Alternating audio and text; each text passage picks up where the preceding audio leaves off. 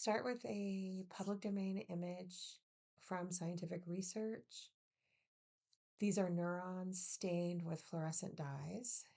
And I went ahead and inverted it because the white background would have lacked depth and wouldn't have allowed me to play with it as much as I wanted to.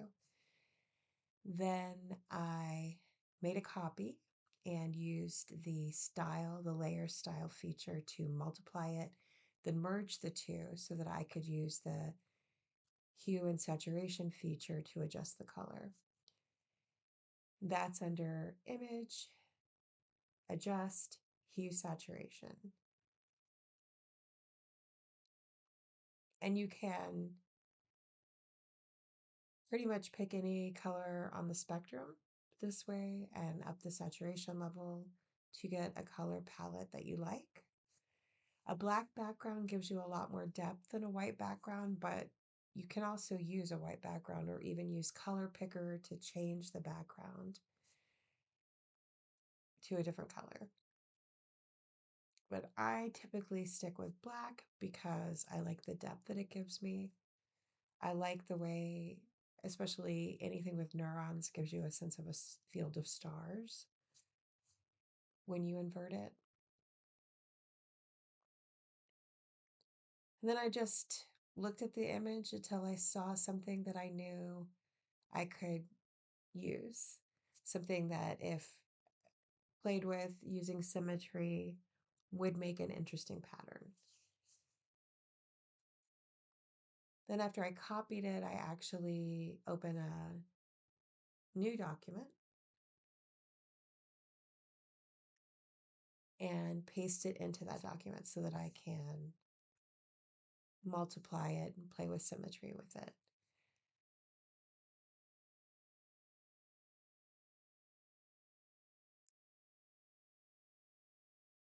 It's a good idea to go ahead and play with balance, play with how you line things up. You might find that you don't want it to be symmetrical.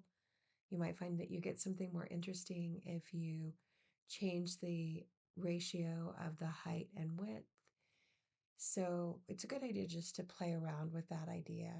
If you want to create a continuous pattern, you always want to make sure that you have the same edges touching when you reverse the image.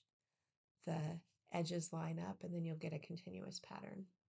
Although there is merit in doing a pattern that isn't continuous, that isn't symmetrical. Sometimes I like to leave a line in between the two shapes because that line can add something interesting. In this case, I've got them touching perfectly with no space between them, but sometimes the gap can be interesting. So you can see I'm flipping the images so that each line touches up, and that way I have symmetry throughout and I'm creating a continuous pattern. And this is good if you're going to be creating, for instance, backgrounds or fabric. This is a really good way to ensure that you have a really nice continued pattern. But I would recommend playing with it, playing with your aspect ratio, playing with symmetry, playing with how you line things up.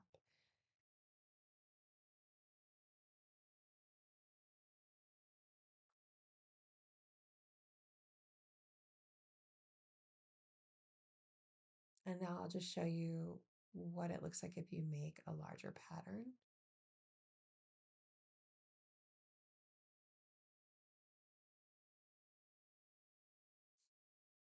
I'm going to go ahead and merge these just because it'll make it a lot easier.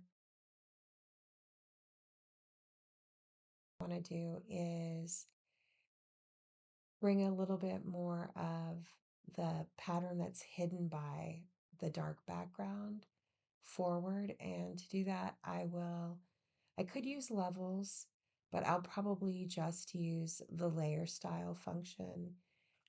Color Dodge, for instance, does a really good job of bringing that back up. And so you could see the background now. And I'm going to adjust the color so that I still have the detail, but it's more in line with the color palette I'm already using. Thanks for watching. I hope you got something out of it and happy creating.